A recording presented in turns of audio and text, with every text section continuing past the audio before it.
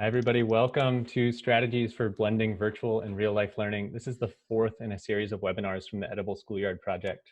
While we wait for a few more people to join us, go ahead and do a quick write, a free write, on the question at the bottom of your screen here. What is your attention span when working on a computer?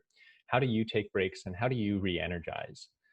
So again, just take a few minutes to write to yourself or think to yourself on that question as we wait for a few more people to join us. Thanks again, everyone. Welcome again. This is the fourth and final in our Summer Training at Home series of webinars designed to support educators going back to school this fall, working with distance learning, and figuring out how to design their curriculum and classes for this fall.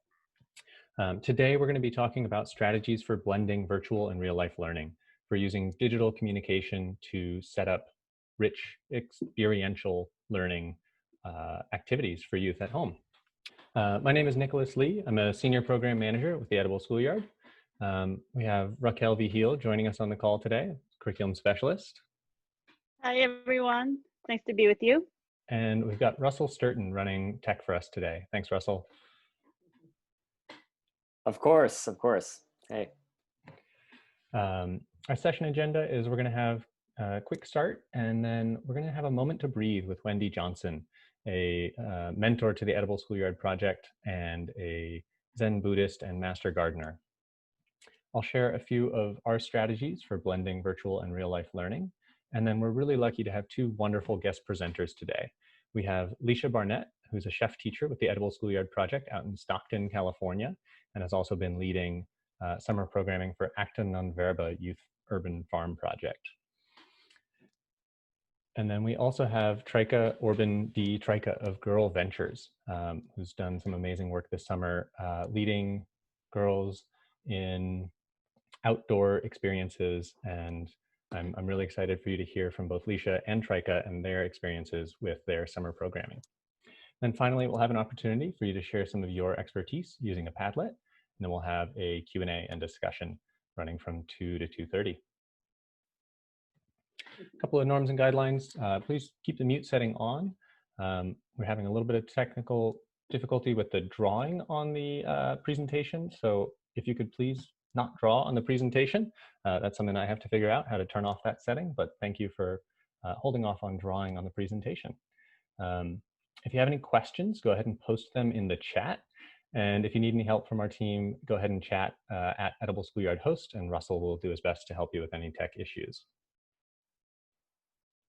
And actually, before we get into the review from the last session, I do want to pass it over to Wendy to lead us in a moment of breathing. So, Wendy. Thank you very much. It's a real pleasure to be with you this afternoon.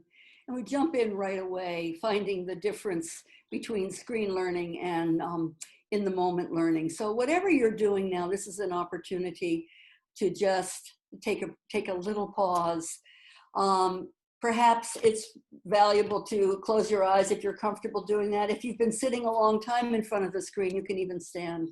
Just find your ease, find your complete ease, and find a way to have a little breathing room in your life, fresh and new.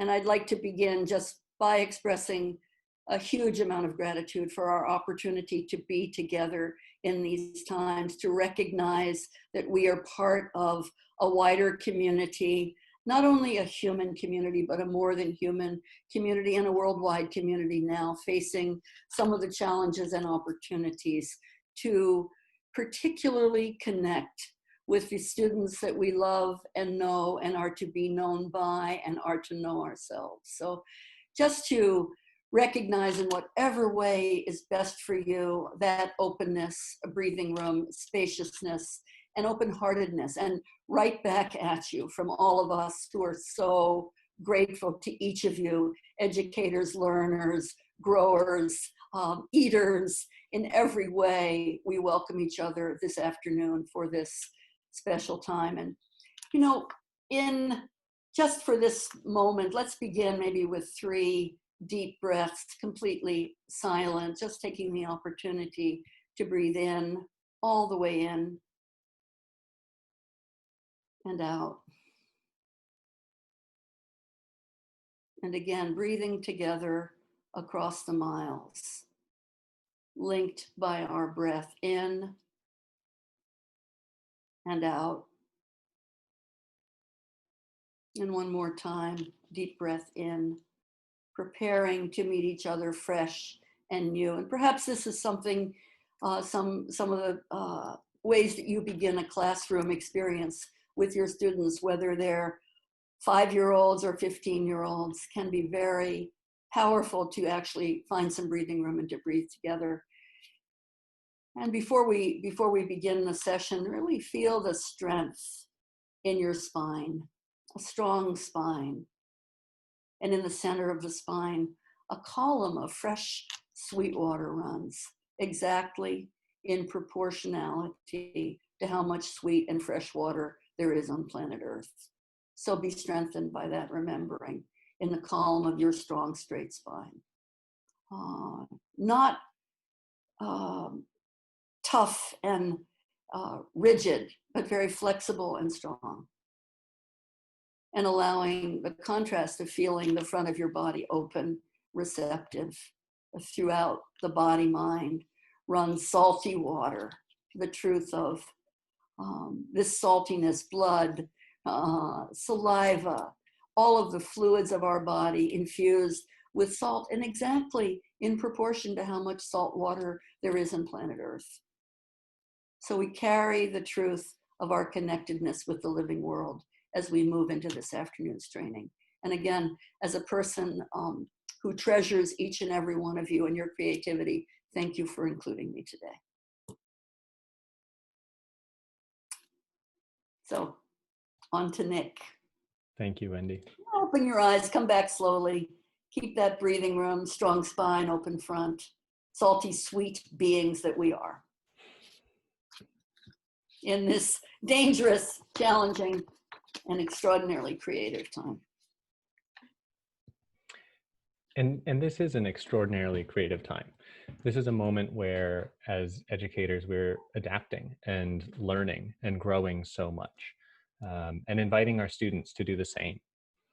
I wanted to provide a quick review of the previous workshops that have been part of this series as they've led us to where we are today.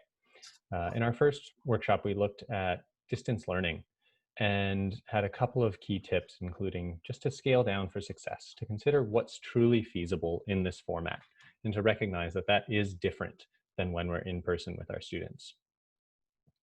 To think student-centered. Your students are not with you. They are at home or in another situation. They are not going to have your direct access to you and support in the same way.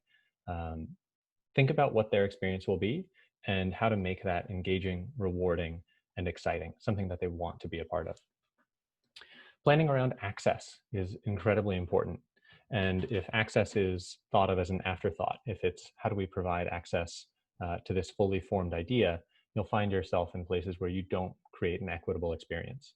So plan around access issues early in the process to make sure that you can design for all. And finally, work collaboratively and work iteratively. In our second session, we talked a lot about cross-curricular lessons and finding ways to link different academic subjects together, as well as with food. We know that food is an incredibly engaging and valuable approach, and that students are excited about it. So in this workshop, just really focusing on the ways that food can enrich different learning. Again, all of these workshops are available online. If you missed any of them, the edited webinar recordings are available online, along with all of the resources, and they will continue to be online on our website, accessible for free. And finally, just 2 weeks ago, we talked about different instructional strategies, different strategies for supporting learning, different ways to engage students. And this is really a continuation of that, with a focus on how to create experiences for students at home. So our essential questions for today are, how do we set up rich, engaging experiences for students using digital communication? How do we design these experiences so that all students will have access and success? And as we plan for this fall, what can we learn from educators who have offered distance programming over the summer? We don't have to reinvent the wheel because people have already done that. I know so many of us were working with remote learning in the spring, and so many continued that work over the summer. And so that's really the basis for our schedule today is leaning into the expertise of Trika and Leisha, who have spent all summer leading programming for youth around edible education and outside education. I think that the one thing that I really want to emphasize in this workshop is that distance doesn't mean only digital. That because we're using digital communication doesn't mean that the experiences have to stay on the computer. There are so many ways that we can set up students to do rich, engaging projects and activities away from their computer. We can use computers and email and video to set them up, but those experiences do not have to take place on the computer. One example of that is a sound mapping exercise that my coworker Raquel wrote, in which students read the instructions and they print out a worksheet, or they have the worksheet delivered to them. And then they actually step away from the computer and either open the window in their space or step outside and do a project where they just listen. They spend about 10 minutes just listening to the world around them and then drawing a map of those sounds. And that's, I think, a great example of kind of the edible schoolyard approach to distance learning in this moment is scaling down to something that is accessible, that is universal, that everyone can do no matter their situation at home. That is also a chance for them to express some of what their situation at home looks like through that activity. And that can be taken in many different directions. That sound mapping exercise is kind of an introduction that could be taken into many different directions. In this workshop, you're going to hear about how kits can be a powerful tool for making sure that all students have access and can complete the activities that you're assigning. And then we'll also continue to look at how mindfulness and movement can ground ourselves in our bodies and in our location and be a way to get off of the screen or to get out of the screen. So with that, I actually want to pass it over to my coworker, Leisha Barnett. I feel so lucky to have worked with Leisha starting just over a year ago when we cooked a tremendous meal for some of the students at Taylor Elementary. And Leisha's been doing a lot of wonderful work in Stockton with the Edible Schoolyard Project, and also spent this summer working with Acta Non Verba Youth Urban Farm Project in Oakland, leading cooking classes for a virtual summer camp. So without further ado, I'm going to pass it over to Leisha. Good afternoon. Hi, everybody. So to start, I'm going to talk about Acta Non Verba Urban Farm. They are an amazing organization in Oakland that is really designed to give the children and families of Oakland a very unique experience, which is dynamic, and they're using urban farming to tackle oppression and systemic issues in the community. And so Kelly Carlisle from Acta Non Verba asked me to come on as the chef for the summer cooking virtual series, which was 8 weeks long, and we did 3 classes per week. And it was a really fun experience. But to talk more about the organization of its own, they do a few things. They create safe spaces outdoors for children. They are led mainly by women of color. They focus on education, childcare, economic empowerment, and understanding the importance of having green space in areas where green space isn't really readily available. As someone who grew up in Oakland, I can tell you, like, the park systems and everything like that, sometimes it's not safe. So Acta Non Verba's projects have been to set up safe spaces for children and families to connect. And they partner with the Oakland A's for the farm at the Oakland A's stadium. They can accommodate up to 100 people at one time, I think, in that space. And you can even go there for pre-game events and all of that, pre-COVID, of course. As well as their CSA program with Mandela Grocery in West Oakland, Stanford and Berkeley, and the A&B office in East Oakland, where families could pick up produce in the CSA box program. So getting to the cooking classes that were done, a few things were done to set up and get ready for the series. They focused on tools of equity for the program, making certain that all of the children and families had the tools that they needed to actually go through with the classes, so they weren't lacking anything. So they put together these kits, and these kits, I'm sorry. The kits really helped the create the engaging experience that you're looking for in an online environment. When you are thinking of digital, like Nick mentioned, it's not just sitting and staring at a screen and hearing someone talk at you, but the kids were that hands-on experience that the students really needed. And they were in their home kitchens cooking right along as I was cooking with them.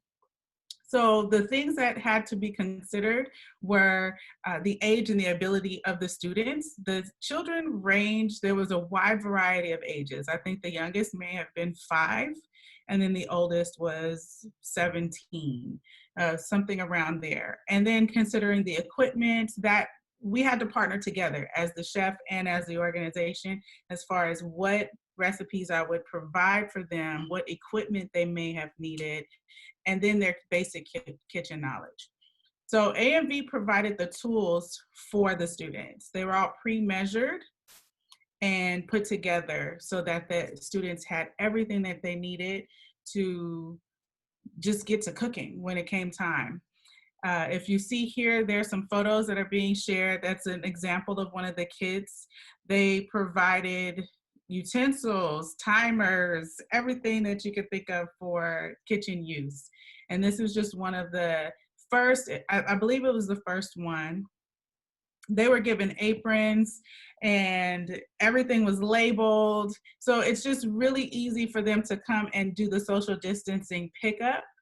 There you see the kits for science class. So for every class that they offered, there were kits for it. So I taught the cooking, but there was also science and art that was offered. And the students were given not just, you know, the fun stuff to do the experiments, but snacks too. And they really enjoyed those. So there you see more of what the possibilities are for the kids.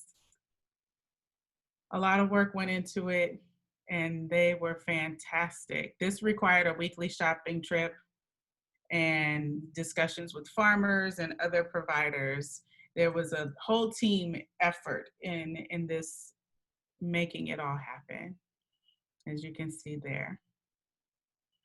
So my goal and objective for teaching the classes were to expose the students to new ingredients or familiar ones done in a different way. We did an entire series of plant-based cooking. I'm not plant-based, but I am flexible. What I really wanted the children to know was how to create meals and learning methodology of cooking without having to focus on the meat, because I do know that most people are very, familiar with cooking meat, but when it comes to doing something different with vegetables or trying new things, that's the challenge. So we did things like zucchini boats, chard with spaghetti and chard with Parmesan cheese and butter and all of that. And the students were really surprised that they liked the dishes, the range of dishes that we did without having the meat.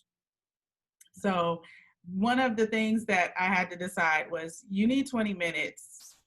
A 20-minute recipe is for an hour class. Don't go over that, because when you have the students in that space, they ask questions. Some are not as fast as others. So you want to keep the recipes really basic and really engaging, but also be ready. And I had to deal with things on the fly. The good thing about doing a virtual class, we use Microsoft Teams. And when we did the class, I could see each person cooking. So I was able to correct bad behaviors, holding the knife the wrong way or something like that. So I could say, wait a minute, that's not safe. And they got real-time instruction and, okay, let me adjust this and move from that point. So that was really important, because particularly with some of the smaller ones, you know, reaching the counter height and all those kind of things. It's really just a lot of logistical stuff outside of the cooking that you have to be aware of. The equipment that I used was very basic. I have a MacBook and that was it. And a ring light. I got a light because the lighting in my kitchen isn't really great. So I put the light somewhere where it wasn't just like glaring inside of the screen. But that was really it. I sat my MacBook on top of a stack of books so that I could elevate it.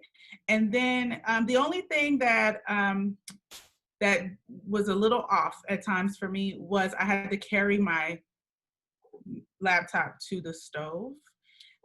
Using a camping stove is an option for most recipes, but those stoves don't have the high heat capacity that works a little bit faster. So I wasn't comfortable with, you know, keeping it right there. And sometimes you run out of fuel and then your whole recipe is gone. So, but we had to move it to the stove and the back and forth. And it worked out pretty well. It just, you know, it's trial and error. The children had a lot of fun. The grownups had a lot of fun. I noticed that there was a lot of engagement between the parents and the grownups in the space, because this is an activity when you're teaching cooking that brings everybody out of their corners. You know, they're done with their Zoom meetings or whatever they're doing, and it's like, oh, it's time to cook. Then they come in with the children and the kids take the lead, but then there's the adult there that's present that's like, okay, watching over their shoulder because they don't want to burn the house down. So there's always that. So it was really a really enriching experience. Part of the program as well was another group of students who we could not record. There will be times when you are teaching and the children can't be on camera. And that was the case for the Oakland Unified School District. The students in the Acta Nonverba summer camp were legally not able to be on film. So I had to pre-record those sessions, and then they got to watch it and play it back later on their day for cooking. So that worked out well. I used YouTube for it and just uploaded the video to YouTube, and that's how Acta Nonverba was able to share it to the students who couldn't be on camera. So there you had the synchronous and the asynchronous happening at the same time. And it was really just me doing the same exact lesson for that day 2 times instead of once.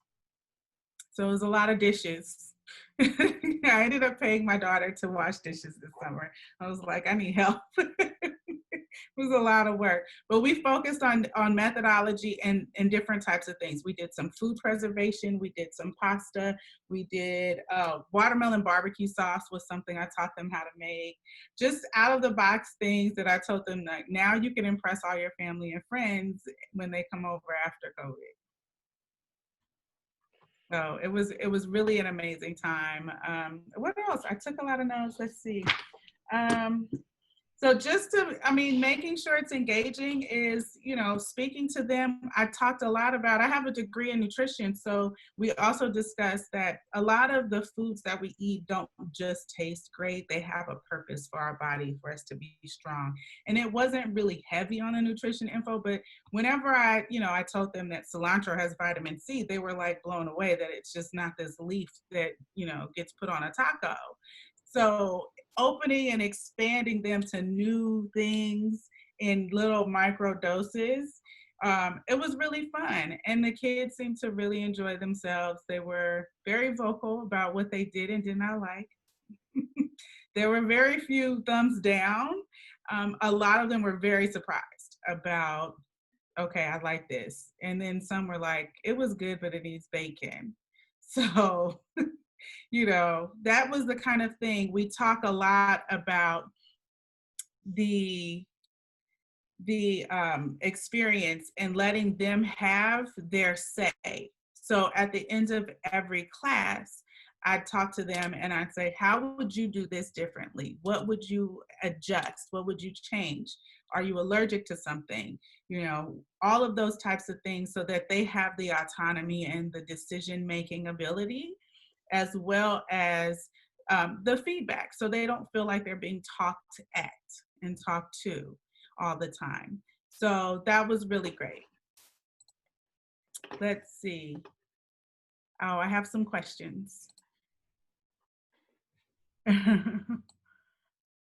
Okay. First question, Actanon Verba owns the videos that I did for them. They were specifically for them, so you'd have to contact them for any of the recordings. And then there were a lot of children in the camp. At any given time, some of them would come in and out, but I would say that there were probably 15 to 20 students at one time. And some of them were on camera all the time, and some of them would go off camera and come back and forth. Actanon Verba has their own funding. They are a nonprofit, so they were able to find the fund sources through their organization themselves. So, and that included also my salary for working for them.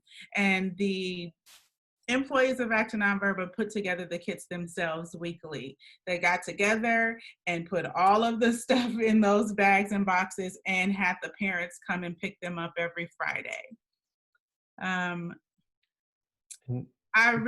Oh, go ahead, Nick. I was going to say we can actually pause on questions for now, and if you want to answer one more, maybe, but we'll have some time for Q&A at the end of the session as well. But if there's one more that you want to take, please go ahead.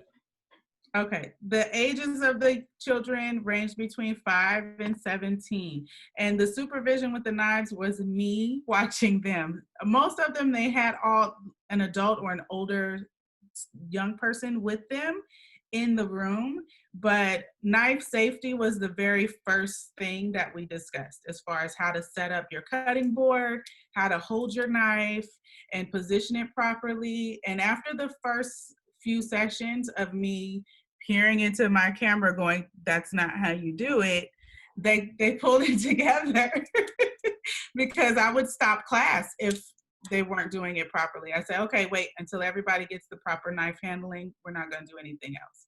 So that's it. Thanks, Leisha. So the next thing we're going to do is we're going to do actually a quick movement break. So this is a game that is coming from Playworks. Playworks is a national nonprofit based in Oakland that does recess programming and games. And this is a very simple game called Up, Down, Stop, Go. And we're going to play a very simple version, and then we're going to play a slightly more complicated version.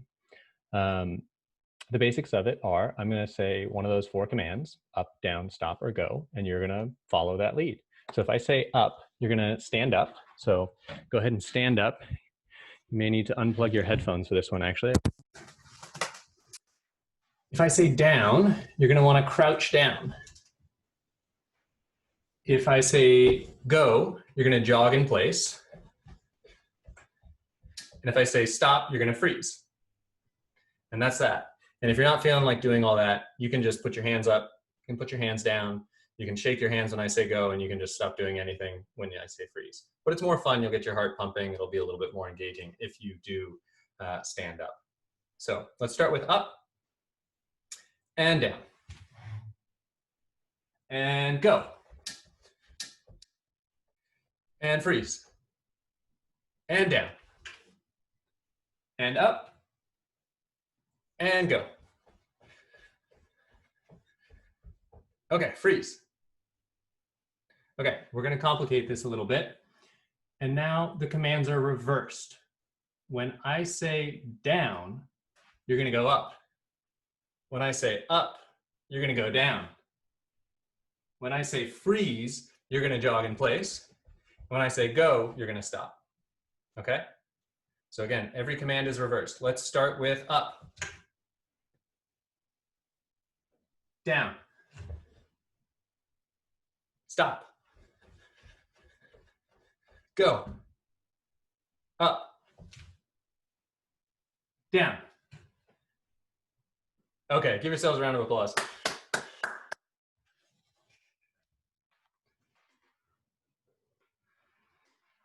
Okay, I hope that got your heart a little bit and that you had a little bit of fun with that silly little game. Again, quick plug for Playworks and their digital game library. They have literally hundreds of games that you can use and play and adapt to distance learning as well. Next up, I'm really excited to introduce Trika from Girl Ventures. And Trika's work has been in wilderness education and outdoor education. And I think that it's a very close and neighboring field to edible education, and that the fields have learned a lot from one another. And so I'm really excited to welcome Trika to talk about his experience leading outdoor education programming from the comfort of his home and computer. So without further ado, I'll pass it over to Trika. Hello, everyone, and thanks so much. I feel really honored to be here. There's a lot of great educators, and I feel really grateful to be asked to do this. I work for an organization called Girl Ventures, and we are based in Oakland right now, but we started off in San Francisco, and we serve young people from all over the Bay Area, and sometimes we get young people from outside of the Bay Area as well. And we basically work with the ages of 5th grade through 12th grade. And so a little history on Girl Ventures is we started in, I like to say for young people because it cracks them up, but we started in the late 1900s, and 1997 to be specific. We started we ran our first trip out of a garage in San Francisco. And what happened was there was a few women who, there was a study in Harvard about how young women were basically losing confidence in themselves around the middle school age. And so these women decided that after the study, they wanted to do something about that. And so what they decided is they wanted to start a program in the Bay Area that would work with middle school girls. And their idea was eventually it would be a girls' center, and so it was called the Bay Area Girls Center. But what ended up happening as it was growing, it stuck with this wilderness education aspect. And so the first trip was for 7th and 8th grade girls. It was a 14-day trip that they ran one in the summer, and we've grown since then. We've since changed the name to Girl Ventures because we're not a center. And we mostly do wilderness stuff. We also do after school programs during the school year in climbing gyms usually. But right now we're not doing any of that. One of the cool things about, or what separates us, I think, from a lot of other outdoor education and wilderness programs is that our focus is different. So we have grown through the years where we serve the young people that we work with are girl identified. We just don't work with cisgender boys, but we work with trans youth, we work with non-binary youth and girls. And that's very intentional. Another thing that separates us from a lot of wilderness ed and outdoor education programs is we have a focus on social justice education, and we don't just focus on technical skills. Like we kind of split it in thirds. There's the technical skill part, because if you're going to be out in the wilderness, you need to know how to be out there. But we're also really focused on leadership skills and also what we like to call social and emotional learning. And that's the piece that I think has really separated us, because we have a huge focus and a lot of our curriculum is social and emotional learning based. And I think that's fantastic. It's why I've been working in this field for 18 years now. And I've been working on and off for Girl Ventures since 2004. And I keep coming back here because of the work that we do. I get really excited about it. So I wrote a bunch of notes so I don't go off tangentially about Girl Ventures, because I do really love us so much. But what we do, we split our programs up, and so we don't have like 5th graders with 12th graders. We definitely split it up into ages, and so we run 4 different programs that are age specific.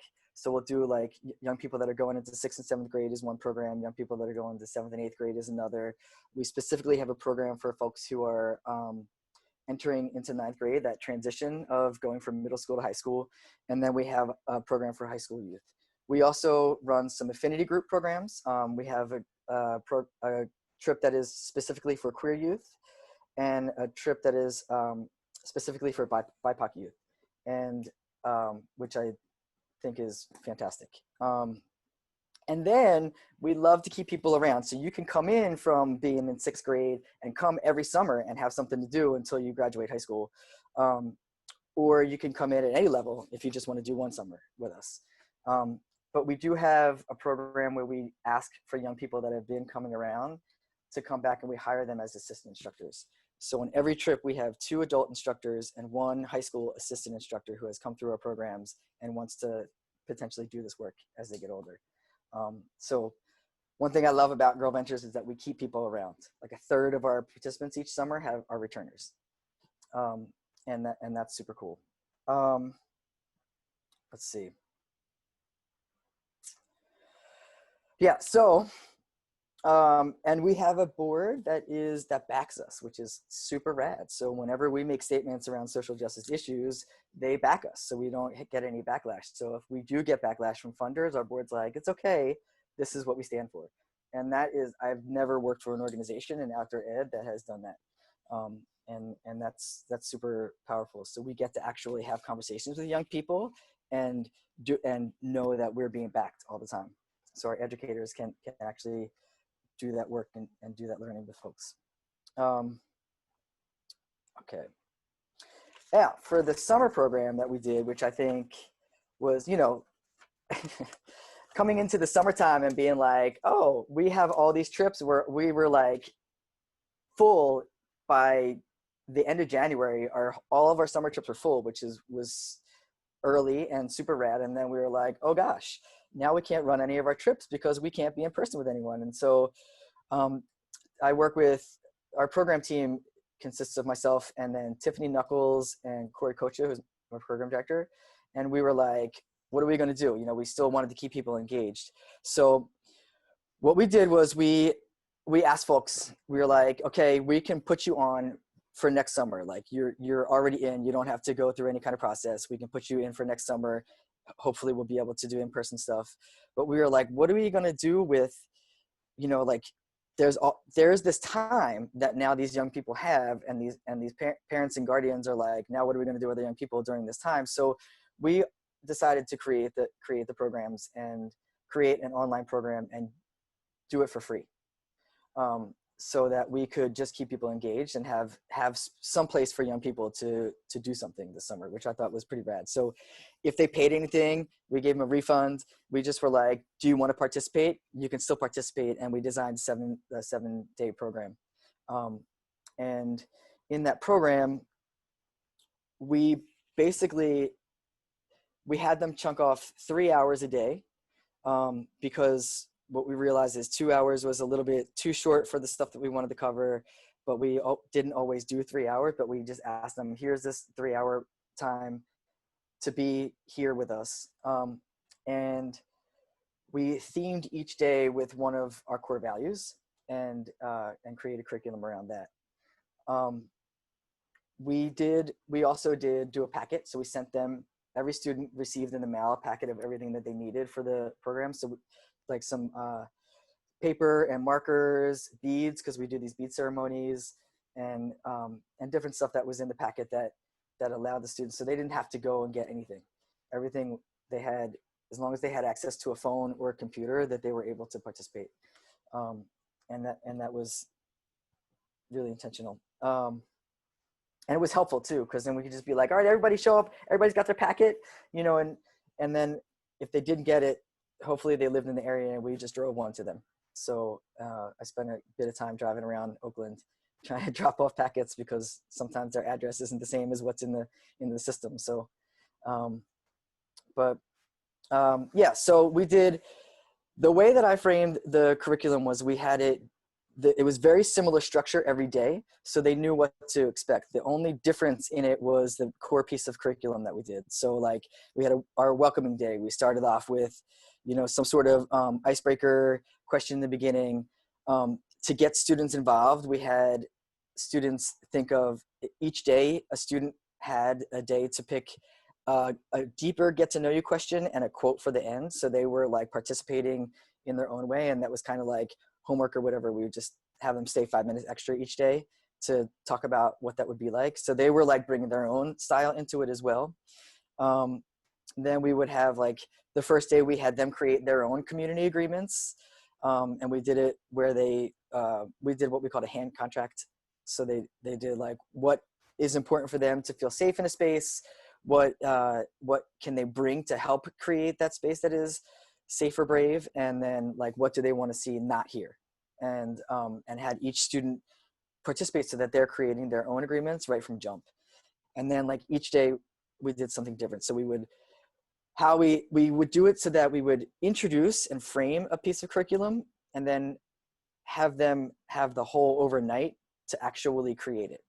So for instance, like one day we did I am poems, and I gave them a framework so that it was like really specific framework. So it wasn't just like they have to create it all the way on their own, but then like frame it in a way and give them an example, and like talked about what poetry was and why it's important, and or is it important, you know, and like, and then had them take the framework, and overnight they get to create their own. So they have all the time that they need.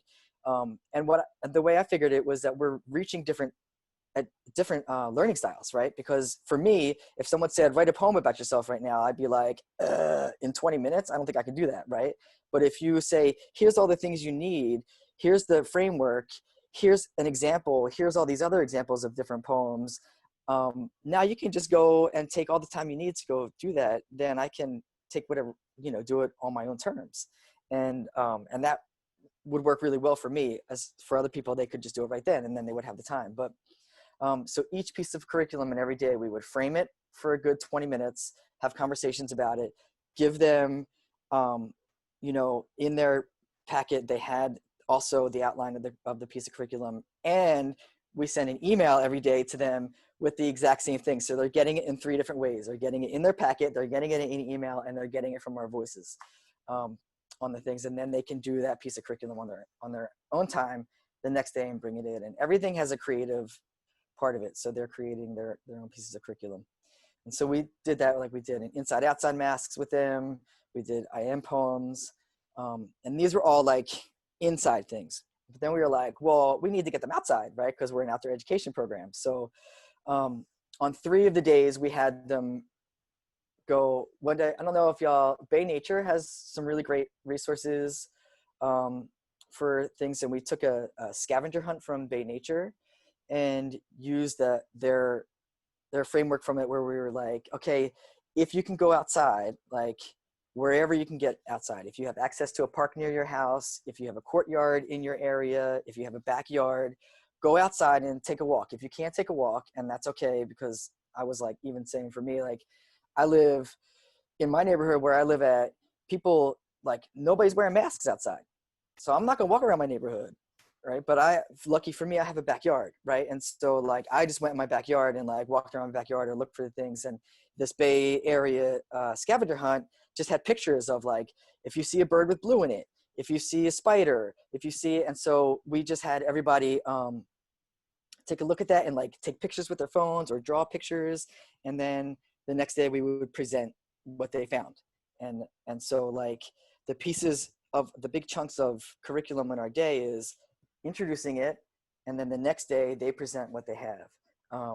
And we found that to be that actually worked really well. And I was super stoked to see everything, and each piece that we had, like the students were bought in, and it was really lovely to see.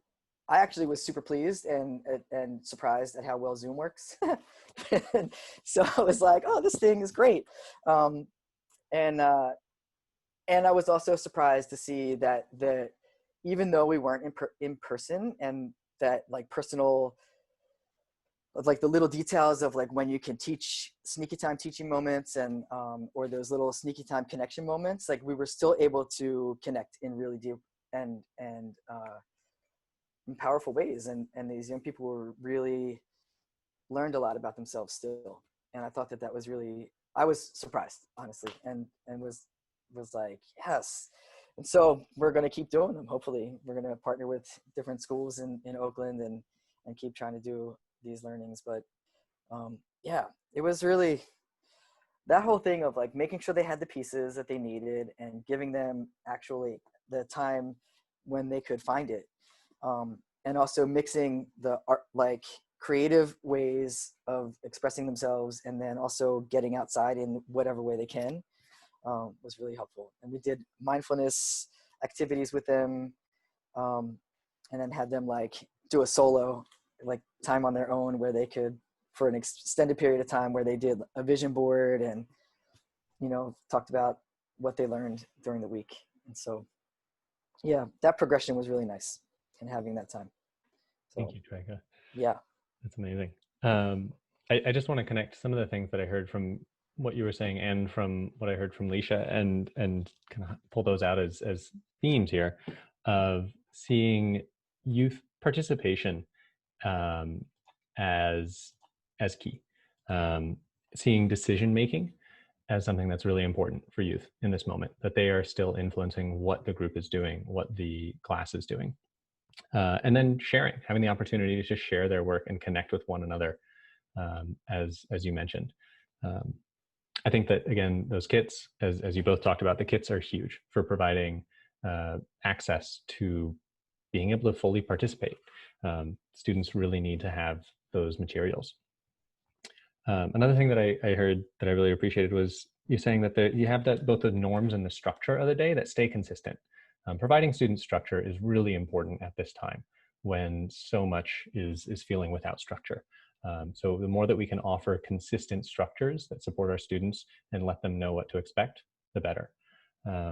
I also heard you mention keeping the rituals, the bead making ceremony alive. And I think that having those moments of growth and progression and ritual and ceremony that mark those moments of growth are important to continue and to adapt into this time. And that those things shouldn't fall away because those are important for youth development. And so to maintain those and find ways to keep them alive and adapted to distance is an important part of our role as leaders and educators right now. The other thing that I just want to emphasize that you said is over communicating. I love that you would send something in email and then send the video of it and then send the email again, because, you know, we know that the students are going to lose the call info. They're going to miss the video that got sent out the other day. So over communicating and providing multiple ways of accessing the information is really important for this distance learning. And I think we can add that Bay Nature resource that you mentioned. We can add that to the resource sheet so that everyone will have access to that. We will be sending around a resource sheet at the end of this session that includes everything that we've mentioned, every lesson that we've talked about. Will be linked on that. But you've heard a lot from us today, and I think it's time that we hear from you. So we're going to give you a chance to share some of your expertise with us via a Padlet. And I'm going to pull up this Padlet, and Russell's going to put a link in the chat. And go ahead and open up your chat and click on the link. It will take you to this page, and then you'll be able to answer those questions. Just go ahead and click one of those plus signs and then type in your answers. So that first question is just, what other strategies do you have for encouraging student engagement? What other strategies have we not mentioned that you've seen or practiced or used? What concerns you have? What's keeping you up at night? What are you worrying about in terms of creating hands-on experiences for students through digital communication? And then if you have any questions for Leisha and Trika and Wendy or myself or Raquel or anyone on our team, please go ahead and add those to this Padlet too. And we'll have some time, or after 2, we'll have a little time for question and answer and discussion. So this Padlet is a living resource. Go ahead and keep adding to it now. I'm just going to get some music going and stop talking at you so you can really focus and write. Thank you everyone for adding to that Padlet. It is so exciting to see this stream of thoughts and questions and ideas just appearing on this page. Please continue to add to that if you'd like, and we'll seek to answer as many of those questions as we can in the next half hour of kind of optional question and answer and discussion session that we'll have after we close here in a second. But first I want to pass it back to Wendy to close us out today. Thank you, everyone, for your insight, your creativity, your iterative capacity, your collaborative genius. Well, we close this session, the final session of this 4-series program. We close this session by dedicating the merit to the wider community that supports our life. And to each of you as you prepare to meet the students, to be surprised as you prepare to meet them and create safe spaces. May all children, may all beings find a safe space to gather and to be more than human in this more than human time. May we find partnerships for the whole community and collaborate interactively, never afraid of watermelon barbecue spiciness or the sweetness of solo visioning and finding fresh ceremony.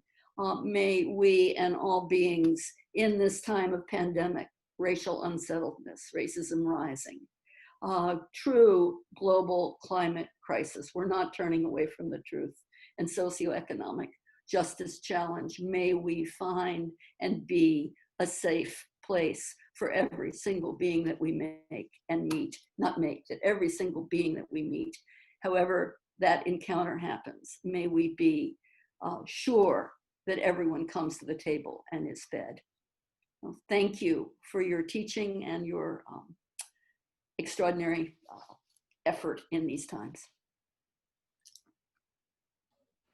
Thank you, Wendy.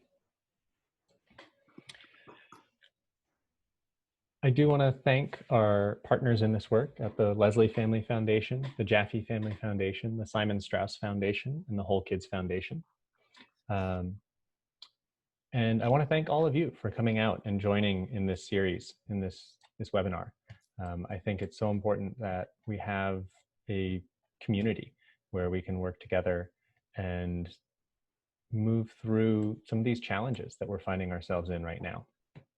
This is the end of this series of the Summer Training at Home series. We will have more trainings, offerings, gatherings coming up through the fall, and we'll have more information on those in the next couple of weeks. Because we've been so overwhelmed by the support for this series. You are nearly 100 people here right now out of 300 who wished to attend today. And we want to offer all that we can from the Edible Schoolyard to you, to support you in all that you are doing. And as Wendy said, in all of the fights that this work is connected to. I want to thank Trika and Leisha again for sharing their wisdom, their knowledge, their expertise that they worked so hard for this summer. And I see that we have so many questions for the both of them, and I can't wait to actually get into this question and answer. But I do want to say it's just past 2 o'clock. If you are moving on to your next thing, thank you so much for tuning in and joining us today. I will be sending out an email, a follow-up email with a survey. If you could please take that survey, it does help us in designing better programming and in supporting this work.